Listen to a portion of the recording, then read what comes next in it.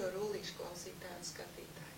Mēs aicinām jūs mācīties Rīgas Geštalta institūtā, kur jūs varēsiet iegūt Geštalta terapeitu izglītību. Lai iegūtu šo izglītību, jums ir nepieciešams grāds kādā no humanitārās vai sociālās zinātnes jomām. Tajā skaitā psihologs, antropologs, filozofs, filologs, pedagogs, sociālais darbinieks un citi. Rīgas Geštalta institūta mācību programma ir akreditēta Eiropas Geštalta terapijas asociācijā un Eiropas psihoterapeita asociācijā. Tas paredz to, ka pabeidzot mūsu institūtu, jūs varat saņemt Eiropas psihoterapeita certifikātu, kā arī Eiropas Geštalta terapeita asociācijas certifikātu.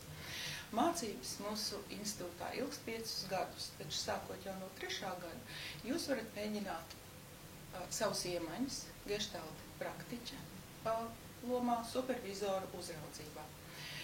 Sīkāku informāciju jūs varat iegūt mūsu mājaslapā www.gestalt.lv, kā arī atnākot vai piezvanot uz mūsu institūtu. Mēs jums laipni izrādīsim mūsu telpas, mūsu programmu un atbildēsim uz visiem jautājumiem, kas jūs interesēs.